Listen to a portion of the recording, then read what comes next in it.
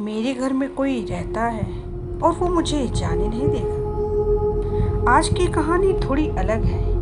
ये कहानी कोई फिल्मी कहानी नहीं है। ये वो सच है जो मैंने खुद महसूस किया है।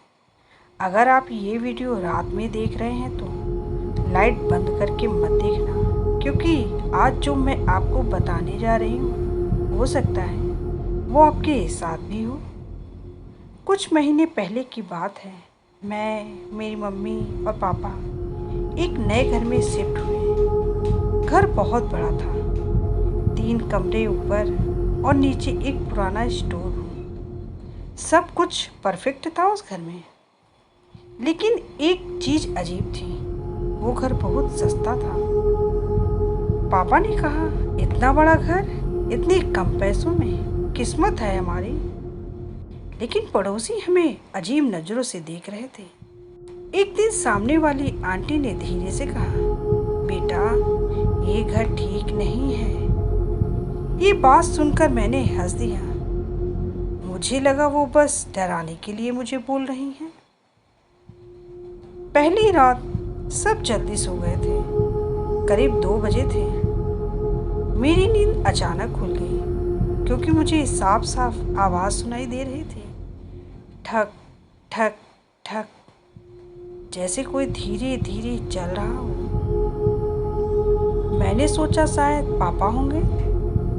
मैं उठ गई, दरवाज़ा खोला, लेकिन पूरा घर खाली था। सब अपने अपने कमरे में सो रहे थे। तभी पीछे से आवाज़ आई, ठक।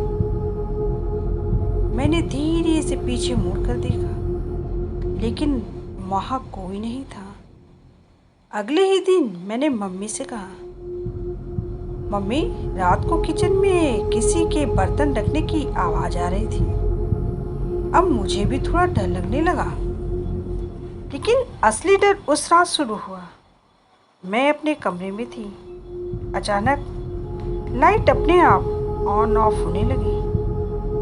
यह देखकर मैं घबरा गई। मैंने स्विच चेक किया, सब कुछ ठीक था।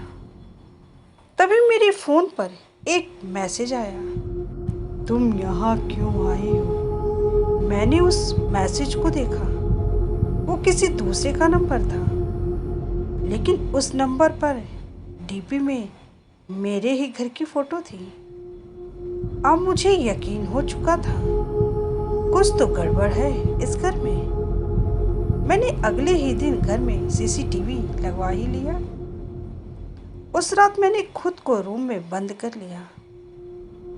सुबह मैंने रिकॉर्डिंग देखी, और जो मैंने देखा उसने मेरी रूह हिला दी। कमरे में एक शैडो दिख रही थी।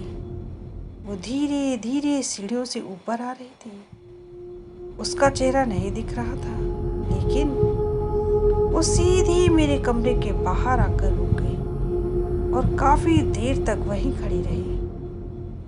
उस रात मैंने तय किया, अब जो भी है मैं उसका सामना करूंगी। मैंने कमरे की लाइट बंद कर दी और इंतज़ार करने लगी। करीब 2 बजे फिर वही आवाज़, ठक ठक ठक। मैंने दरवाज़ा धीरे धीरे खोला। किरकिर किरकिर की आवाज़ होने लगी। मैंने हिम्मत करके पूछा, कौन है? कौन है? कुछ सेकंड तक पूरी खामोशी रही। फिर धीरे से एक ठंडी हवा चली और मेरे सामने एक काली शैडो खड़ी हो गई। उसने धीरे से कहा, ये मेरा घर है। अगले दिन मैंने पड़ोसियों से सब पूछा। उन लोगों ने बताया, इस घर में पहले एक आदमी रहता था बेटी। वो अकेला था। एक रात उसकी रहस्यमयी मौत हो गई थी इस घर में, और तब से कोई भी इस घर में ज़्यादा दिन नहीं टिक पाता। मैंने उसी दिन फैसला किया, हम ये घर छोड़ देंगे। लेकिन जब हम सामान पैक कर रहे थे, तभी दीवार पर खून से लिखा था, तुम नहीं जा सकते। मैं यह देखकर डर गई और उसी वक्त लाइट बंद हो गई। हम किसी तरह उस घर से निकल गए।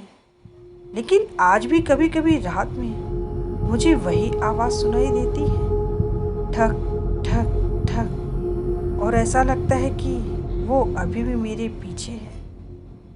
ये घर मेरा है, मैं अकेली नहीं हूँ। अगर कभी भी कहीं पर घर लीजिए तो थोड़ा सोच समझ कर घर लीजिए। जो मेरे साथ हुआ वैसा आपके साथ ना हो। अगर आप लोगों को ये वीडियो अच्छी लगी हो तो लाइक, शेयर और सब्सक्राइब करना बिल्कुल भी मत भूलिएगा।